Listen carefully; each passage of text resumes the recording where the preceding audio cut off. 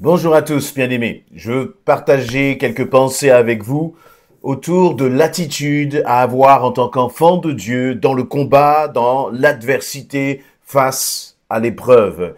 Dans Ésaïe chapitre 43, à partir du verset 1, l'Éternel encourage son peuple et il lui dit ceci: Maintenant, l'Éternel qui t'a créé au peuple de Jacob et qui t'a façonné, ô Israël, te déclare ceci: ne sois pas effrayé, car je t'ai délivré. Je t'ai appelé par ton nom. Tu es à moi. Quand tu passeras par les eaux, je serai avec toi. Quand tu traverseras les fleuves, ils ne te submergeront pas. Quand tu marcheras dans le feu, il ne te fera pas de mal et tu ne seras pas brûlé, puisque moi l'Éternel, je suis ton Dieu, le Saint d'Israël, ton Sauveur. Je donnerai l'Égypte comme rançon pour toi, l'Éthiopie et Séba en échange de toi. Oui, parce que tu m'es précieux et que tu as du prix pour moi et que je t'aime. Je donnerai des hommes en échange de toi et des nations contre ta vie. Sois donc sans crainte, car je suis avec toi. Je vais m'arrêter là. Mais voyez, c'est un chapitre, le Ésaïe 43, lorsqu'on commence à le lire, on n'a aucune envie de s'arrêter. Pourquoi? Eh bien parce que là, il y a des paroles puissantes pour toi et moi. Et je vous invite vraiment donc à continuer votre lecture là dans votre temps de méditation quotidienne. Continuez de lire ce passage comme un mets délicieux à appliquer non pas seulement pour le peuple d'Israël, mais aussi pour nous qui sommes enfants de Dieu. Ne sois pas effrayé. Voici comment commence ce chapitre. Et pour quelle raison je ne dois pas être effrayé? Pour quelle raison tu ne dois pas être effrayé? Eh bien, le Seigneur va le dire et on va regarder ces raisons. Et tu verras que ces raisons, elles s'appliquent encore pour toi aujourd'hui. Voyez, Isaïe, c'est 500, 600 ans avant Jésus. Et là, nous sommes donc quasiment plus de 2000 ans après, 2500 ans après. Mais ce chapitre d'Ésaïe 43, ces paroles de l'Éternel sont encore une vérité pour toi et pour moi dans nos combats. Alors, je veux t'encourager afin que tu puisses saisir ces paroles. Ne sois pas effrayé. Tout de suite, si c'est un homme qui te dit cela, si c'est ton époux, ton épouse, tes enfants, ton responsable au travail, le médecin, faire ce diagnostic, peu importe, tu as toutes les raisons au contraire de t'effrayer. Mais si c'est l'Éternel le Tout-Puissant qui te dit cela, alors tu peux saisir cette parole pour ta vie et en être pleinement rassuré. Quand le Créateur de l'univers se penche sur toi et il te dit cœur à cœur, ne sois pas effrayé. Je crois que tu peux recevoir cette parole avec assurance. Pourquoi est-ce que tu ne dois pas être effrayé? Voyez, dans les combats, dans les difficultés, nous regardons très facilement, presque spontanément à nos capacités. Nous regardons à notre capacité de nous sortir de cette situation. Est-ce que j'ai suffisamment d'argent? Est-ce que je suis suffisamment équipé? Est-ce que j'ai les compétences? Est-ce que je suis suffisamment intelligent? Est-ce que je connais suffisamment les bonnes personnes pour pouvoir me sortir de cette situation? Non, le Seigneur, lui, balaye tout cela, il met tout cela de côté parce qu'il dit, ne sois pas effrayé car je t'ai appelé, car je t'ai délivré, car je t'ai appelé par ton nom. Tu es à moi. Dans ces trois éléments-là, juste dans ce verset 1, il y a des vérités fondamentales que nous avons besoin de saisir pour tenir ferme dans l'adversité. Je t'ai délivré. Le Seigneur dit, il y a comme je crois qu'il y a une double dimension là, dans ce passage-là. Je t'ai délivré. Le Seigneur est en train de te dire, mais rappelle-toi par le passé, combien j'ai agi en ta faveur. Rappelle-toi des bénédictions que je t'ai accordées. Rappelle-toi des situations dans lesquelles tu croyais où tout s'était écroulé et moi je suis venu à ta rescousse, te dit l'Éternel. Souviens-toi, te dit le Seigneur, de la façon dont j'ai toujours pris soin de toi. Avant même la fondation du monde, déjà même dans les entrailles de ta mère, je te connaissais déjà, te dit le Seigneur. Et ça vient là, la suite, il dit, je t'ai délivré. Mais je crois aussi que c'est une façon de nous dire la situation que tu es en train déjà de traverser là maintenant. Considère que moi, l'Éternel, je t'ai déjà délivré. Vous voyez, pour notre Dieu, le passé, le présent, le futur, cela n'a pas de valeur parce qu'il est maître du temps. Il est éternel. Nous voyons le temps qui avance et quand le temps avance, nous voyons des changements en nous. Des changements dans notre caractère, dans notre personnalité. Nous voyons des changements même du point de vue physique. Mais l'Éternel, lui, il n'y a pas d'ombre de variation en lui. Quand il dit « je t'ai délivré », il est en train de parler du passé, mais il est aussi en train de te dire, là, dans la situation que tu es en train de traverser, considère que moi, l'Éternel, j'ai déjà agi. Considère que je t'ai déjà délivré. Considère que la victoire est là devant toi. Elle est déjà écrite. Deuxièmement, il va dire « je t'ai appelé par ton nom ».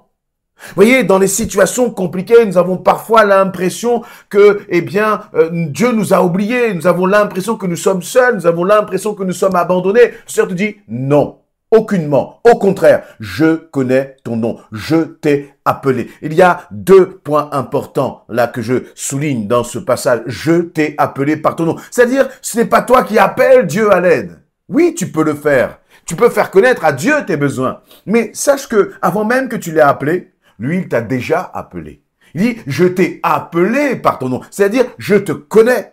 Je t'ai clairement identifié. Tu as de la valeur à mes yeux. Tu es important pour moi. Je ne t'ai pas oublié. Je ne t'ai pas abandonné. Je te connais. Non seulement je te connais, mais je ne t'ignore pas. Moi, l'Éternel, je t'appelle.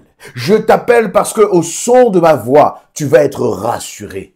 Voyez, quand on entend, voyez, c'est comme un enfant. L'enfant, il est là, il est perdu dans la foule, il ne sait plus où est papa et maman, il est comme un peu paniqué, puis il crie à l'aide, et puis lorsqu'il entend papa, maman qui commence à l'appeler par son prénom, alors tout de suite, l'enfant est rassuré. Tu es enfant de Dieu. Alors entends la voix de l'Éternel qui t'appelle. Alors tu me diras, je n'entends pas sa voix avec mes oreilles. Ce n'est pas une question d'oreille, c'est une question qui est spirituelle. C'est une question qui est spirituelle. Et heureusement, vous imaginez quelqu'un qui est sourd, eh bien, il ne pourrait pas entendre la voix de l'Éternel. Non, même quelqu'un qui est sourd va entendre la voix de l'Éternel parce que c'est spirituel. Et d'ailleurs, laissez-moi vous dire que si vous entendez cette exhortation, si vous entendez cette parole d'encouragement, c'est parce que l'Éternel est en train de vous parler en ce moment même pour vous dire, je t'ai appelé par ton nom. Et puis il va continuer toujours dans ce verset 1. Voyez, toutes ces richesses, ces perles précieuses, elles sont juste dans un verset. Je ne sais même pas si j'aurai le temps de commenter le reste. Il va dire, tu es à moi. Donc premièrement, ne sois pas effrayé. Pourquoi? Parce que je t'ai délivré, parce que je t'ai appelé par ton nom, parce que tu es à moi. Qu'est-ce que cela signifie, que tu es à moi? Eh bien, c'est simple. Lorsque vous avez quelque chose qui est précieux ou quelqu'un qui vous est précieux, que faites-vous à l'égard de cette personne ou de cette chose? Eh bien, vous allez être un protecteur, vous allez être une muraille, vous allez être un gardien pour cette personne ou pour cette chose. Parce qu'elle est précieuse, vous n'allez pas l'exposer, mais au contraire, vous allez la protéger de tous les brigands, de tous les voleurs, de tout ce qui pourrait la blesser. Eh bien, Dieu dit la même chose, il dit, tu es à moi. Et je ne laisserai pas, justement, l'ennemi mettre la main sur toi. Non, tu es à moi et donc je te protège.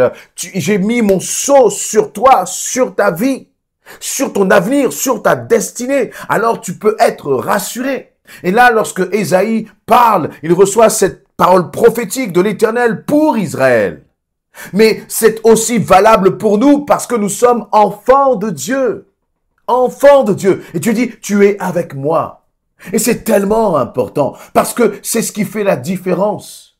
Lorsque vous allez dans un endroit qui est par exemple risqué ou dangereux, ou dans un endroit peut-être où vous ne pouvez pas entrer parce que vous n'avez pas de laissez-passer, il suffirait que le président de la République arrive dans cet endroit et dise, il est avec moi. Et là, à ce moment-là, le président de la République est comme un laissez-passer pour vous permettre d'entrer dans ce lieu qui était pourtant inaccessible. À combien plus forte raison pour notre Dieu? Dieu dit, tu es avec moi. Si je suis avec l'Éternel, si l'Éternel est avec moi, alors qui sera contre toi si Dieu est avec toi? Si Dieu est avec toi, y a-t-il un lieu, y a-t-il un endroit, y a-t-il une sphère de cette société que tu ne puisses atteindre? Non, tu peux aller partout tant que l'Éternel est avec toi. Tu n'as rien à craindre si tu réalises qu'il est avec toi. Voyez comme les humains, lorsqu'ils sont avec nous, nous pouvons les toucher, nous pouvons les voir de nos propres yeux, et comme nous sommes charnels, eh bien, ça va nous rassurer. Mais l'Éternel, il apporte une protection supérieure. La difficulté, c'est que cette protection, toi et moi, nous ne la voyons pas. Et donc, c'est par la foi que nous devons apprendre à marcher. Et c'est comme ça qu'on arrive finalement au verset 2 qui va dire, « Quand tu passeras par les eaux, je serai avec toi. Quand tu traverseras les fleuves, ils ne te submergeront pas. Quand tu marcheras dans le feu, il ne te fera pas de mal et tu ne seras pas brûlé. » Bien-aimé, je suis enthousiasmé lorsque je lis cette parole, parce que cette parole ne nous place pas dans une position de victime par rapport aux circonstances, par rapport aux situations, mais au contraire, cette parole te place, te positionne avec une dimension d'autorité vis-à-vis des circonstances. Laissez-moi vous dire, frères et sœurs et amis, que celui qui vous parle était quelqu'un qui était timide, j'avais du mal à aller vers les autres, j'avais peur du jugement des autres, j'avais peur même de dire, d'ouvrir ma bouche, de peur d'entendre la réponse des autres. Quand il fallait aller acheter une baguette à la boulangerie, eh bien je préparais tout mon discours dans la tête tout au long du chemin avant d'arriver à la boulangerie pour demander à la boulangère une baguette s'il vous plaît. Et si je n'ai même pas les baguettes trop cuites ou pas assez cuites, tant pis pour moi parce que je n'osais même pas rentrer dans ce genre de détails. Et je suis heureux parce que Christ, justement, m'a permis de réaliser qu'il vit en vainqueur en chacun d'entre nous, en moi. Et il nous dit là, quand tu passeras par les eaux, quand tu traverseras les fleuves, quand tu marcheras dans le feu. Le Seigneur ne va pas nous éviter. Il ne va pas t'éviter justement ce genre d'épreuve. Il ne va pas t'éviter les obstacles. Il ne va pas t'éviter les situations difficiles. Il ne va pas t'éviter parfois même les souffrances. Mais il te dit que à travers tout cela, tu vas passer par les eaux. Tu vas traverser les fleuves. Tu vas marcher dans le feu. Dans le feu. Et donc, lorsque tu vois ces situations et que tu réalises qui est avec toi, tu peux aborder ces situations dans le calme, dans la sérénité, avec confiance et même avec assurance. Relève la tête, le Seigneur est avec toi. Et voyez, il va dire, je serai avec toi. Les fleuves, ils ne te submergeront pas. Tu marcheras dans le feu, il ne te fera pas de mal. Tu ne seras pas brûlé. Vous savez quel est notre problème? C'est que nous refusons de passer par les eaux. Nous refusons de traverser les fleuves. Nous refusons de marcher dans le feu. Mais si nous refusons de passer par les eaux, de traverser les fleuves et de marcher par le feu, nous ne verrons pas la gloire de Dieu dans nos vies. Si nous refusons les difficultés, si nous refusons les épreuves, comment pouvons-nous vivre la majesté de notre Dieu, sa puissance, son autorité, sa gloire et sa grandeur? Non, nous ne pouvons pas vivre tout cela si nous n'acceptons pas de passer par des moments difficiles. Bien sûr, c'est compliqué, bien sûr, il y a des souffrances, mais dans tout cela, il y a la promesse de l'Éternel. Apprends ce verset 2, déclare-le sur ta vie, proclame-le sur tes circonstances et garde ça ancré là dans ta tête en réalisant que tu seras vainqueur. Et quelle est la raison? La raison n'est pas que, voyez, j'ai finalement réussi à acheter ma baguette à la boulangerie, pas parce que je suis devenu grand et fort, non, pas du tout, mais parce que j'ai réalisé ce verset 3, puisque moi, l'Éternel, je suis ton Dieu, le Saint d'Israël, ton Sauveur. Moi, l'Éternel, je suis ton Dieu. Qui est ton Dieu? Voilà ce que tu as besoin de réaliser. Tu as besoin de réaliser sa grandeur. Tu as besoin de réaliser sa puissance. Tu as besoin d'arrêter de regarder tes problèmes, tes soucis comme quelque chose qui t'écrase. Mais tu as besoin de relever la tête et de regarder à lui, de regarder à sa grandeur, de regarder à sa splendeur, de regarder à son amour pour toi. Parce que vous savez, dans ce monde, il y a des hommes qui sont puissants, mais n'ont que faire de toi et de moi. Mais par contre, notre Dieu, il est le Tout-Puissant. Et toute son attention est tournée vers toi et moi. Alors pourquoi t'inquiéter? Et je dirais même, plutôt que de nous inquiéter, allons et affrontons les situations dans ce monde avec courage, avec audace, parce que nous sommes encore une fois enfants du Roi des Rois et du Seigneur des Seigneurs. Amen.